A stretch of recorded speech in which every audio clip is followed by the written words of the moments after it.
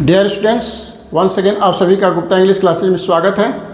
और आज हम आपको सब्जेक्ट वर्ब एग्रीमेंट का पार्ट 2 देने वाले हैं।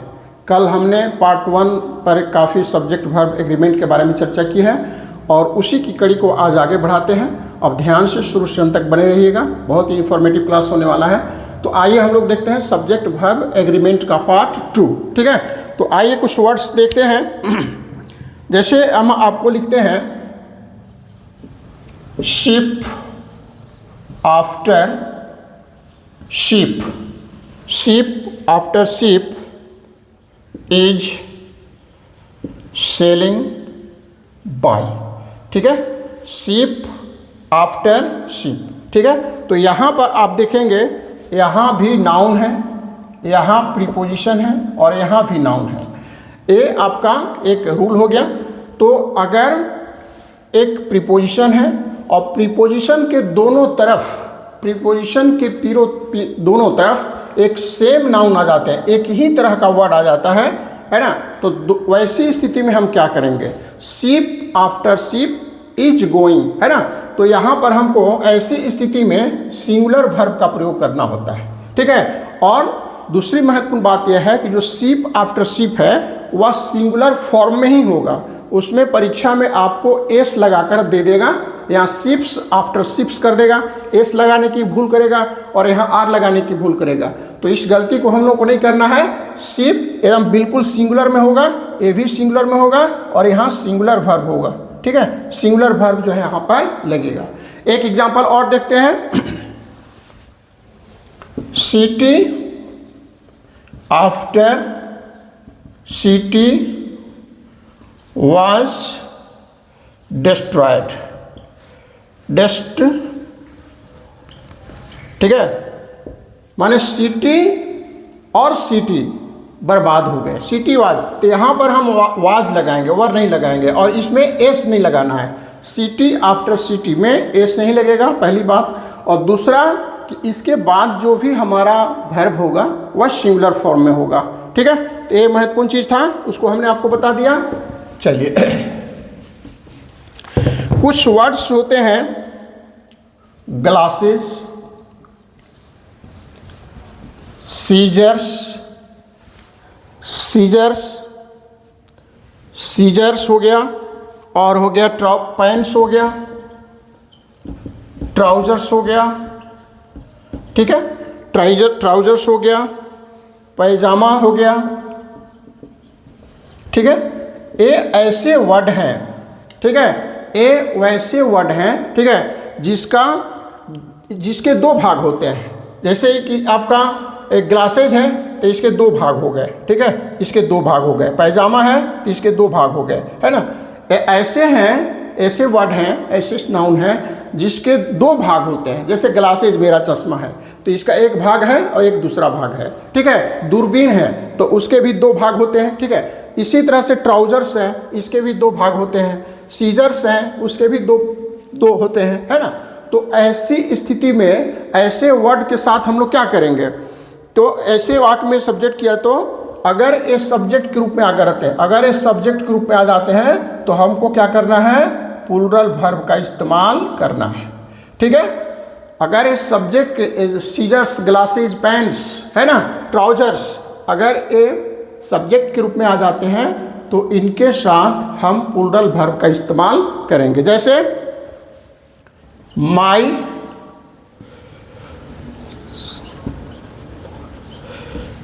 Seizures are sharp. ठीक है, मेरे जो सीजर्स हैं, है ना, कैंची को कहते हैं, तो उसका जो है बहुत शार्प है। तो इसमें इज नहीं लिखेंगे और ये हमेशा एस लगा हुआ ही रहता है और इसके साथ इसमें प्लूरल वर्ब का इस्तेमाल किया जाता है। जैसे शूज भी है, SHOE, तो शूज में भी वेयर आर लिखेंगे, वेयर आर माई शूज, है ना। हमारे जूते कहाँ हैं? हमारे जूते कहाँ हैं? तो यहाँ वेयर में आर लगेगा। ये शूज है, ठीक है, glasses, scissor, pants, trouser, shoes, पैजामा, है ना। तो उसके साथ आपको प्लूरल वर्ब का प्रयोग करना है। लेकिन लेकिन आपको यहाँ पर एक चीज़ और समझना है कि अगर इनके साथ अ पेयर ऑफ आ जाए, अ पेयर ऑफ शूज, ठीक है, a pair of shoes dash presented him, ठीक है, तो अ पेयर ऑफ आ गया, अ पेयर ऑफ शूज आ जाएगा, इस तरह का अ पेयर आ गया या द पेयर आ गया, तो वैसी स्थिति में वहाँ जो प्लूरल लगाए थे यहाँ पर आपको सिंगुलर वर्ब का इस्तेमाल करना है। अ पेयर ऑफ शूज है ना, तो यहाँ पर वाज है और वर है, तो इसमें हम भर देंगे वाज, ठीक है। इसमें पेयर ऑफ शूज में हमको सिंगुलर वर्ब का प्रयोग करना है, ठीक है। तो इस तरह से इसका कंसेप्ट हम लोग समझ गए ग्लासेस का, ठीक है। अब नेक्स्ट आते हैं दूसरे वर्ड, ठीक है। तो दूसरा वर्ड जो है काफ़ी महत्वपूर्ण है, कुछ वर्ड हम देखेंगे यहाँ पर, जैसे है furniture, furniture, luggage, scenery, electricity, electricity, advice, advice हो गया, ठीक है, डर्ट हो गया, डर्ट हो गया, ट्रैफिक हो गया, ट्रैफिक हो गया, मनी हो गया और म्यूजिक हो गया, ठीक है, और कॉफ़ी हो गया। ये आपके सामने कुछ वर्ड हैं, ठीक है, और इससे रिलेटेड परीक्षा में प्रश्न आते हैं, यह परीक्षा का बहुत फेवरेट आइटम है, ठीक है। फर्नीचर, लगेज, सीनरी, या सीनरी एकदम याद कर लीजिए, सीनरी मोस्ट इम्पोर्टेंट है, इलेक्ट्रिसिटी, एडवाइस, डर्ट, डर्ट माने गंदगी होता है, ट्रैफिक यातायात को कहते हैं, मनी, ठीक है, तो मनी हो गया, म्यूजिक हो गया और कॉफ़ी हो गया। ये सभी के सभी आपको जो हैं अनकाउंटेबल नाउन है। सबसे पहले तो आपको समझना होगा कि जितने वर्ड हमने बोर्ड पर भी लिखा है ये सारे के सारे अनकाउंटेबल नाउन हैं, ठीक है। अनकाउंटेबल जो नाउन होते हैं उसके बारे में आप समझ लीजिए कि इनका कभी भी एस लगाकर प्लूरल नहीं बनाया जाता है। परीक्षा में इनको सब्जेक्ट के रूप में इस्तेमाल कर उसका प्लूरल बनाकर आपको दे देगा और उसके साथ सब वर्ब का इस्तेमाल करेगा, तो वहाँ पर उस गलती में हम लोग को नहीं पढ़ना है। हमने अभी बताया कि इसका प्लूरल नहीं बन सकता, ठीक है। दूसरी महत्वपूर्ण बात है कि इसके साथ अगर ये सब्जेक्ट के रूप में यूज किए जाते हैं तो उनके साथ हमेशा सिंगुलर वर्ब का इस्तेमाल करना है, इसको नोट कर लीजिएगा। अब एक एग्जांपल से देखते हैं, all his furniture dash good, ठीक है, इसमें इज और आर आपका दिया रहेगा। ऑल हिज फर्नीचर मतलब उसके सभी फर्नीचर, ठीक है, यहाँ आपको एस लगा करके भी दे सकता है, यहाँ आपको एस लगा करके भी दे सकता है, परीक्षा में यहाँ आर भी लिख करके दे सकता है। तो उसमें हमको करेक्शन यह करना है कि इसमें हमेशा इस सारे जितने वर्ड हैं उसके साथ हमको सिंगुलर वर्ब का इस्तेमाल करना है, ठीक है। तो सिंगुलर वर्ब हमारा यहाँ पर इज है, इसलिए यहाँ पर इज लगा देंगे। ऑल हिज फर्नीचर, यहाँ एस नहीं लगेगा और जब भी लगेगा यहाँ पर सिंगुलर वर्ब लगेगा, ठीक है। चलिए एक और देखते हैं, द न्यूज गुड, ठीक है, यहाँ न्यूज भी लिख सकते हैं, ठीक है, न्यूज गुड।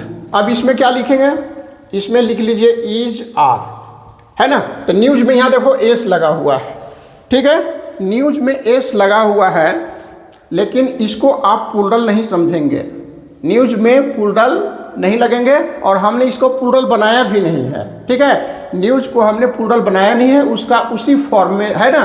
तो ऐसी स्थिति में हमको यहाँ पर इज लगाना है, ठीक है। चलिए एक और सेंटेंस देखते हैं जो कि एकदम इंपॉर्टेंट है, the scenery of Kashmir scenery of Kashmir खाली जगह वर्थ सीइंग, वर्थ सीइंग। ठीक है, इसका मतलब हो गया, अब इसमें इज और आर लगा दीजिए। ठीक है, सीनरी, सीनरी का मतलब होता है दृश्य, सीनरी का मतलब क्या होता है, दृश्य होता है। सीनरी ऑफ कश्मीर आपको परीक्षा में इसको प्लूरल बना करके दे देगा, आपको यहाँ पर एस और ईएस लगा करके प्लूरल बना करके दे देगा। ठीक है, और यहाँ आर लगाने की गलती कर देगा। अब आपको एरर को पकड़ना है, तो यहाँ आपको गच्चा नहीं खाना है, ये सीनरी जो है ना, और इसके साथ हमेशा हमको सिंगुलर वर्ब का इस्तेमाल करना है। तो सीनरी ऑफ कश्मीर, कश्मीर का दृश्य जो है बहुत सुंदर है, वर्थ सीइंग है, तो यहाँ पर हम लगा देंगे इज। ठीक है, चलिए अब और आगे बढ़ते हैं।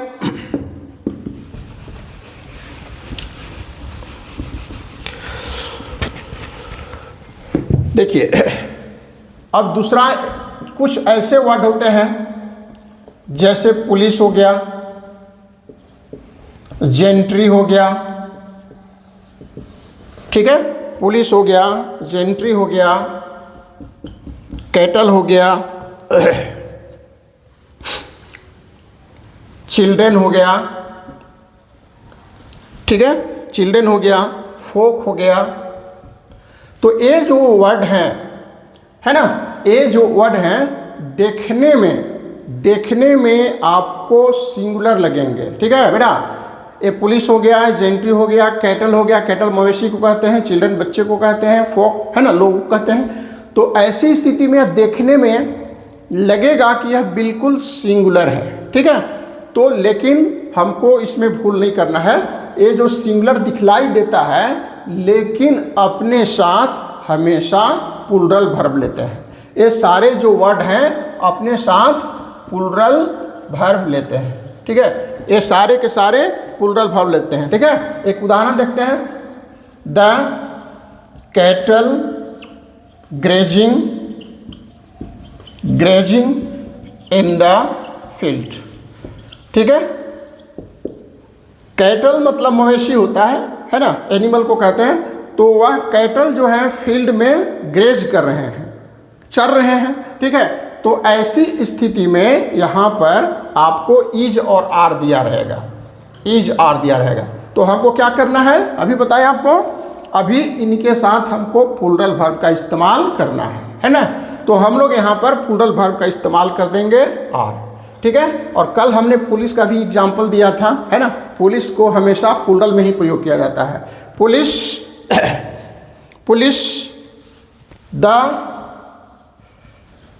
Police dash arrested. ठीक है, पुलिस ने उनको गिरफ्तार कर लिया, तो इसमें हैज लगाएंगे कि हैव लगाएंगे। ठीक है, हैज और हैव का प्रयोग करना है। तो हैज जो है सिंगुलर वर्ब है। ठीक है, और वर्ब जो है हैव जो है आपका प्लूरल है। तो यहाँ पर लिखेंगे पुलिस हैव, पुलिस हैव, है ना। पुलिस के साथ हमको क्या लगाना है, हैव लगाना है। तो इस तरह से आपका ये हो गया।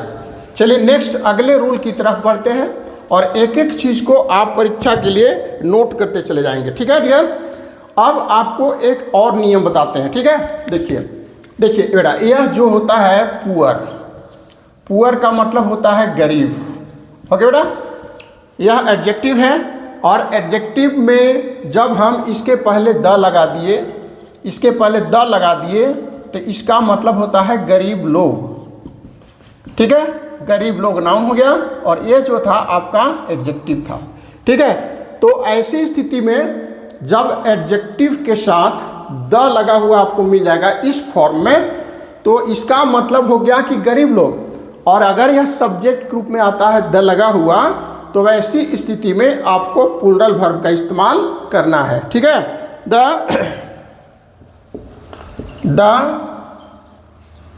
Poor dash honest.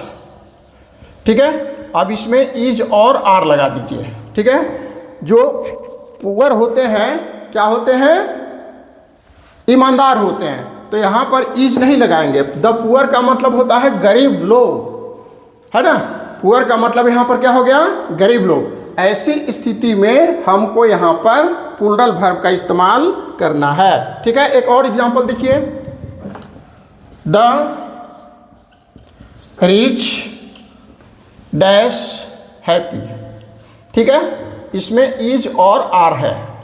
ठीक है, the rich RICH, the rich का मतलब यहाँ पर हुआ धनी लोग, द रिच का मतलब यहाँ पर हुआ धनी लोग। तो ऐसी स्थिति में हम यहाँ पर प्लूरल वर्ब का इस्तेमाल करेंगे, यहाँ पर प्लूरल वर्ब का इस्तेमाल करेंगे। ठीक है डियर, तो इस तरह से आपका ये जो कंसेप्ट है क्लियर हो गया। चलिए आगे और हम लोग बढ़ते हैं। अभी तक मेनी, ये जो मेनी है इसके साथ प्लूरल वर्ब आता है, मेनी के साथ प्लूरल वर्ब आता है ना। Many boys are playing. ठीक है बेटा, तो अगर मेनी ठीक है, मेनी अगर सिंगल रहता है तो वह मेनी का मतलब कई होता है और इसके साथ प्लूरल वर्ब आता है। कहिएगा कि सर तो हमको पता ही है, मेनी आप में प्लूरल है तो इसमें कोई नई बात नहीं है, लेकिन नई बात क्या है सो बताते हैं आपको।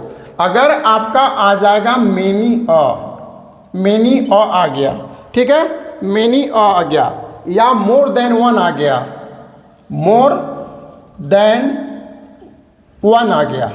ठीक है, मोर देन, अगर आपका सब्जेक्ट मेनी अ आ गया, मेनी अ आ गया या मोर देन वन आ गया, ठीक है, तो इसके साथ आपको singular noun plus singular verb का इस्तेमाल करना है। ठीक है, इसको आप नोट कर लीजिए। अगर सब्जेक्ट के रूप में मेनी ए आ गया या मोर देन वन आ गया तो उसके बाद जो यहाँ पर नाउन आएगा, ठीक है, वह सिंगुलर फॉर्म में होगा। एक नंबर 2, इनके साथ हमको सिंगुलर वर्ब का इस्तेमाल करना है। ठीक है, अब एग्जांपल से इसको क्लियर करते हैं। अब देखिए, many a man dash killed. अब यहाँ पर देखिए, मेनी अ मैन, अब यहाँ पर हम मेन नहीं लगाएंगे, मेन जो है गलत हो जाएगा, मेनी ए के बाद हमको यहाँ सिंगुलर देना है। ठीक है, मेनी ए मैन सिंगुलर, यहाँ जो वर्ड आएगा सिंगुलर में आएगा और इसके बाद यहाँ जो वर्ब आएगा वह भी सिंगुलर में होगा। ठीक है, तो यहाँ पर लिखेंगे वाज या वर, तो यहाँ पर हमको लिखना पड़ेगा वाज। ठीक है, मेनी ए के बाद, ठीक है, एक सेंटेंस और देखते हैं।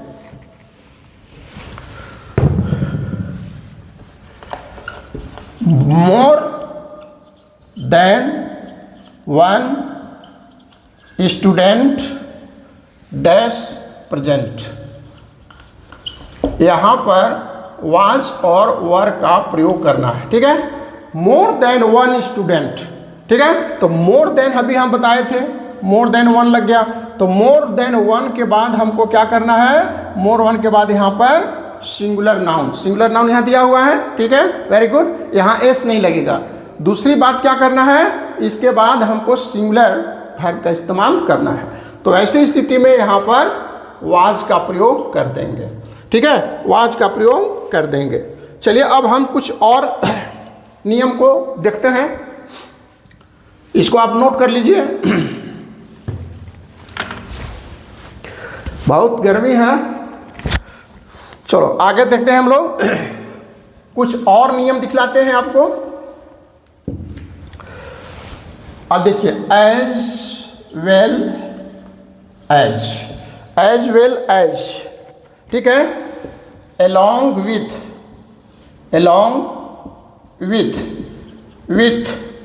ठीक है, in addition to, ठीक है, but beside, ठीक है, beside, like, unlike, है ना। अब इसका को नोट कर लीजिए। अगर दो सब्जेक्ट, देखिए एक सब्जेक्ट यहाँ पर है और एक सब्जेक्ट यहाँ पर है और यहाँ पर एंड जुड़ा हुआ है।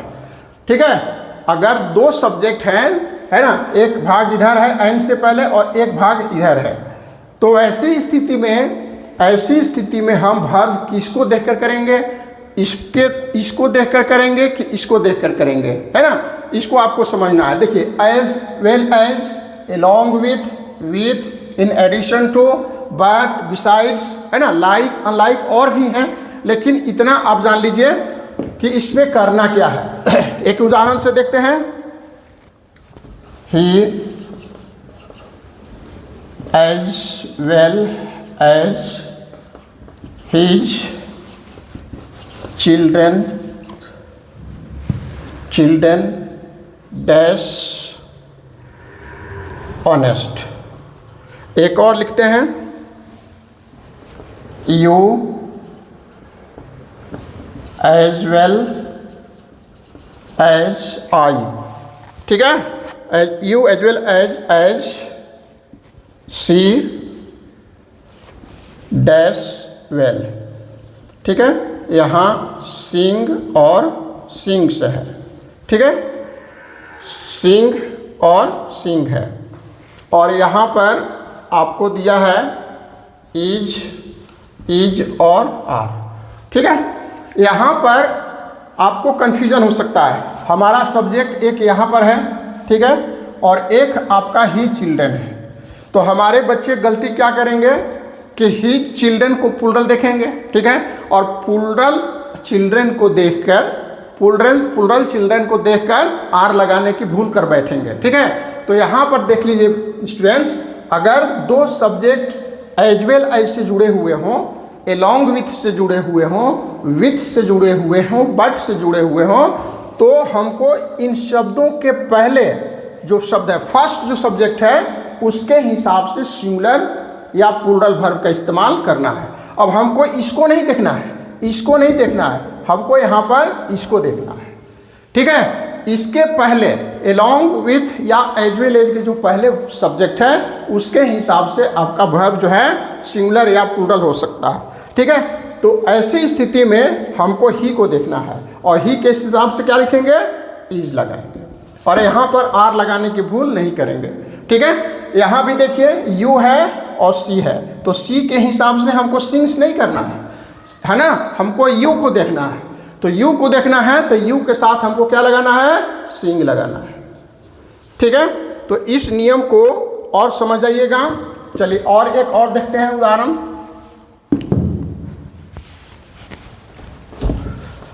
The teacher together with students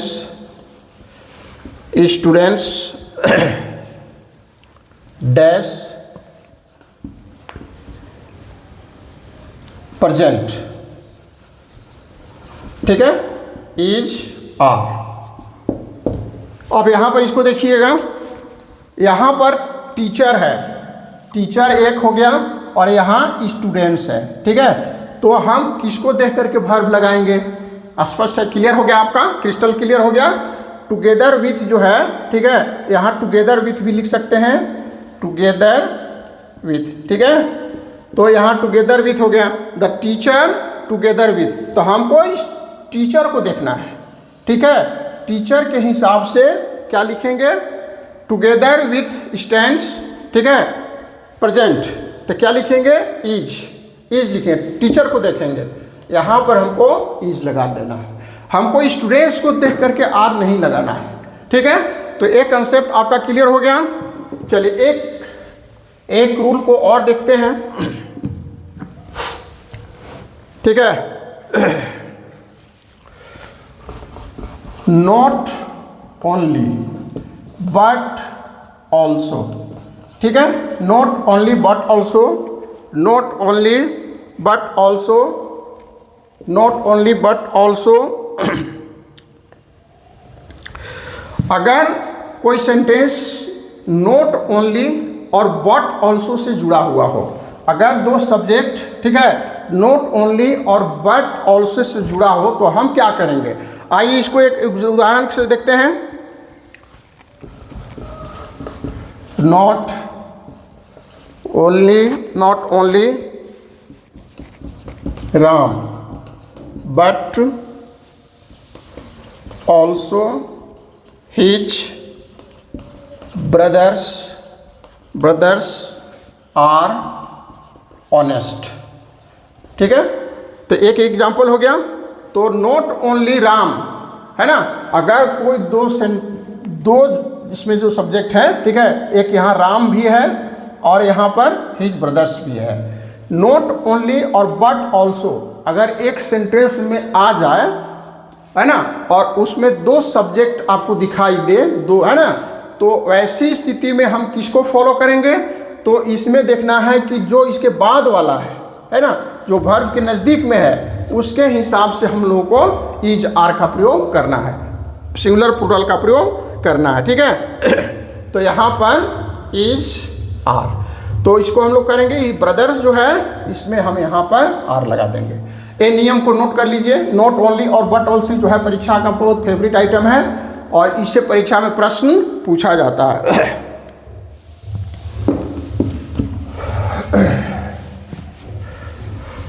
एक चीज और, नथिंग बट के बाद सब्जेक्ट सिंगुलर हो या प्लूरल। ठीक है, वर्ब हमेशा सिंगुलर होगा, इसको आप थोड़ा सा नोट करें। ठीक है, नथिंग बट के बाद किसी सेंटेंस में नथिंग बट के बाद सब्जेक्ट कुछ भी हो, है ना, वह सिंगुलर हो चाहे प्लूरल हो, उसके बाद वर्ब जो है हमेशा सिंगुलर ही होगा। नथिंग बट के बाद सब्जेक्ट सिंगुलर में हो या प्लूरल में हो, उससे मतलब नहीं है, हमारा वर्ब जो है हमेशा सिंगुलर में होगा। ठीक है, देखिए, nothing but water is seen is are. ठीक होता, देखिए, nothing but trees dash seen. अब इसमें इज आर भरना है, ठीक है, इसको देखिएगा। अभी हमने जो आपको कंसेप्ट बताया है उसको देखिएगा। नथिंग बट के बाद जो है ये सिंगुलर और प्लूरल कुछ भी हो सकता है, ये तो अनकाउंटेबल है, तो इससे हमको मतलब नहीं है, यहाँ प्लूरल हो या सिंगुलर हो, दोनों स्थिति में हमको सिंगुलर वर्ब का इस्तेमाल करना है। ठीक है, सिंगुलर वर्ब का इस्तेमाल करना है। तो यहाँ पर हम क्या लिखेंगे बेटा? यहाँ पर लिखेंगे इज और यहाँ पर लिखेंगे इज। इसको नोट कर लीजिए। ठीक है, चलिए इसके बाद फिर एक पॉइंट और बता देते हैं। एक पॉइंट और बता देते हैं।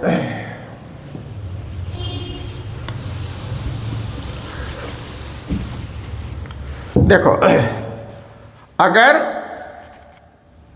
दो शब्द हैं, ठीक है, और उसके बीच में एंड लगा हुआ है, ठीक है, तो राम एंड श्याम, ठीक है, तो यहाँ पर हमारा जो वर्ब होगा क्या लिखेंगे? गो लिखेंगे, है ना। अगर दो सिंगुलर सब्जेक्ट एंड से जुड़े हुए हों तो उसमें हम वर्ब क्या लगाते हैं? सिंगुलर लगाते हैं। क्यों? क्योंकि राम और श्याम मिलकर के हमारा जो सब्जेक्ट हो गया प्लूरल हो गया। लेकिन अगर दोनों सब्जेक्ट के पहले, है ना, अगर दोनों सब्जेक्ट के पहले इच लगा गया है, etch boy and each girl, each boy and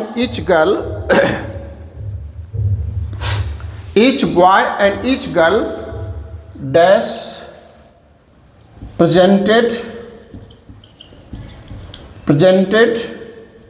a gift।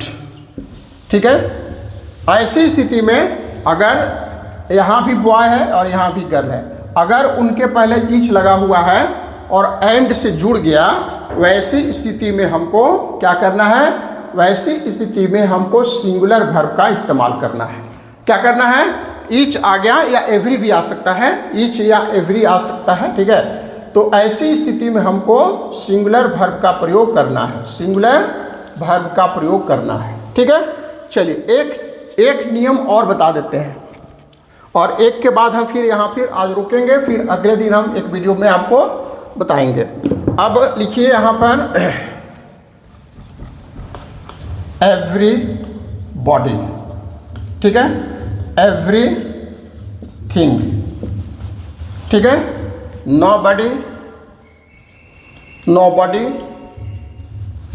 Nothing, ठीक है, somebody, something, something, anybody, anything। इसको आप नोट कीजिएगा, ये भी आपका परीक्षा का एक महत्वपूर्ण आइटम है। इसके बाद हम वीडियो को रोकेंगे, ठीक है। तो ये जो सब हैं, एवरीबॉडी, जिसमें बॉडी लगा हुआ है वह व्यक्ति के लिए है, और जिसमें थिंग लगा हुआ है, जो थिंग लगा हुआ है वह वस्तु के लिए है, ठीक है, और जिसमें बॉडी लगा हुआ है वह व्यक्ति के लिए, ह्यूमन बीइंग के लिए है, और थिंग जो लगा है वस्तु के लिए लगा है। तो इसमें क्या बात है, everybody, everything, nobody, nothing, somebody, something, anybody, anything, ठीक है। इसमें क्या नियम है सर, इसको आपको क्लियर कीजिए। तो सबसे पहले बच्चे आप जान लीजिए, है ना, ये जो है आपका इंडेफिनिट प्रोनाउन है। क्या है ये, इसकी वर्ड कैटेगरी क्या है, इंडेफिनिट प्रोनाउन है, मतलब दे आर प्रोनाउन है, ठीक है, प्रोनाउन है। अगर ये सब्जेक्ट, इनमें से कोई भी अगर सब्जेक्ट के रूप में आ जाता है, तो वैसी स्थिति में हमेशा और हमेशा सिंगुलर वर्ब लेना है। ये सारे के सारे सिंगुलर वर्ब लेते हैं, सिंगुलर वर्ब लेते हैं, सिंगुलर वर्ब लेते हैं। उदाहरण से देखेंगे, ठीक है।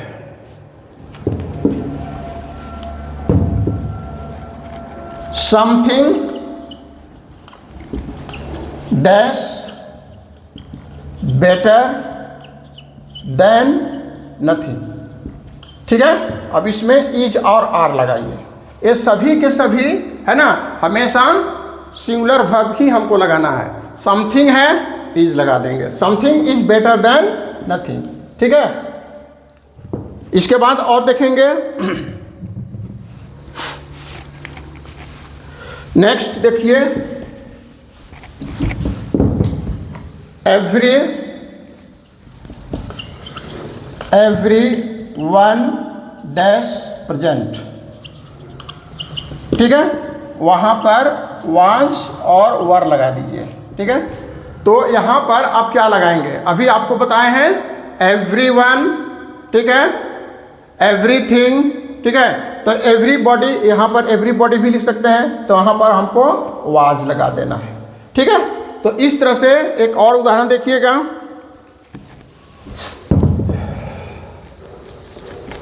Some body dash taken my book, ठीक है। और इसमें आपको हैज और हैव लगाना है, ठीक है।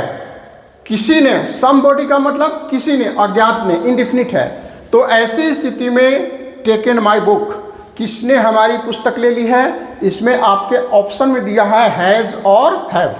तो अभी जितना आपको हम लिखवाए हैं, है ना, एवरीबॉडी, एवरीथिंग, नोबॉडी, समथिंग, है ना, तो उसको आप लोग कॉपी पर नोट कर लीजिएगा।